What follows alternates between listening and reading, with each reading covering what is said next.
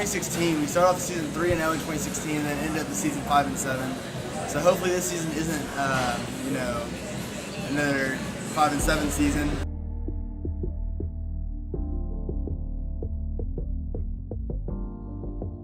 I mean, the whole offensive line is a unit. You got Aaron Dowdle, who's done really well as a freshman. You got, I guess we said last week, there's 3 freshmen that are out there. And three guys that are starting for the first time this season that are doing well and putting up numbers. This week especially with a huge breakout game for this offensive line, for this offense. And it's the same guys that I've only had going into Saturday where we had one offensive start, one season start, college football start, and they have stepped into the challenge this season.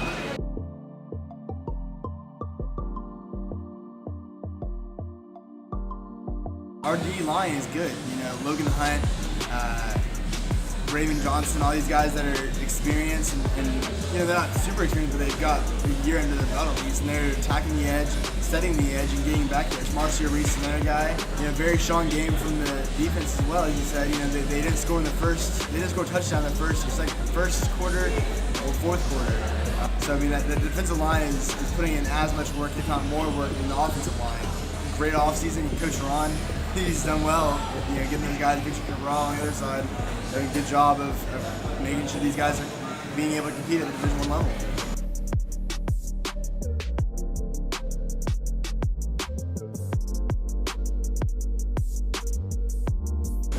He had a quiet night. I know he led the team in rushing, but it wasn't the huge explosive plays a lot. It was a little bit here, a little bit there, because there was so much other things going on that you weren't really focused on that. Shai Wertz had a career game against UMass. Monteo Garrett did well. Wesley Kennedy III did really well.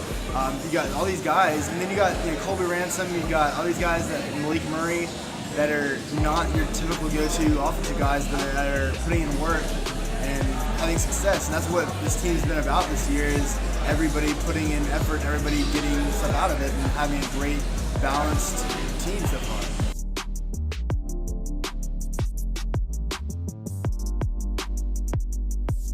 We're healthy. Todd Bradley came back this week. He looked really good.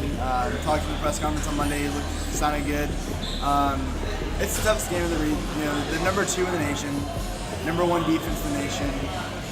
Have 2 5-star quarterbacks to prepare for. This is the best team that Georgia Southern will have seen since 2008 when they played Georgia, who was number 1 at the time, and they handled themselves well. I think hurricane or no hurricane, the team is excited to play. They played the FCS, they checked that off. They played the bottom half of the FBS and UMass. They're excited to play the top, one of the top teams in the country, and for that opportunity in Death Valley, whether it's it's been moved to noon now, and so there's a huge opportunity to play one of the best teams ever. I remember 2015 when they went to Athens and played Georgia, they lost in overtime. And a few years before that, they went to NC State and lost by 1. A few years before that, they went to Georgia Tech and lost by 2. 2013, they beat Florida. So I mean, it's possible. Georgia Southern's always been able to compete with these Power 5, these big schools. And I think we're going to see that again. Unlike last year, where we saw Auburn. Unlike years ago, where we lost to Tech by a lot in Atlanta. I think they're going to be able to step up to the plate and have a competitive game for a while, and it's not going to be a game where you get on the bus and you're like, wow, this was a terrible blowout. Why did we drive 4 hours to get to lose like this? There's going to be a lot of positives to take away from this game, and it's going to be a huge growing game where the rest of the schedule, other than the New Mexico State game, the rest of the schedule is all Sun Belt teams. The schedule worked itself so well. They've had to play a harder team each week. They're playing the hardest team that they'll ever have to play Saturday. They have a week off, and then they start Sun Belt play. So they'll have 2 weeks after a Clemson game to prepare for Arkansas State, and they'll have a week in between that to prepare for the rest of the season. So it's a really great schedule for us.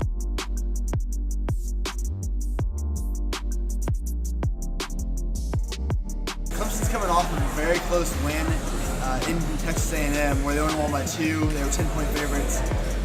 So they're definitely going to be ready for us. They played the triple option. This will be the second time They've played an option team because they played Furman to open the season. They're playing the option, and they play us, and then the next week they play Georgia Tech, who also runs the option. So they're going to be very well prepared for the option, and that's where Shy Wertz is going to have to throw. And I think he did a very nice job this week showing that arm. He went 6 for 9 for 154 yards and 2 touchdowns through the air. And if he can continue that, and Lunsford's alluded to, just keep opening the playbook and keep passing more, making Shy Wertz a true dual threat quarterback, because they're not respecting his arm so far. And Clemson's quarterbacks are not the best in the country. Their D-line is the best ever, but their cornerbacks are not as good. And so, if we can, that's where we're going to win, because they're going to be ready for the option.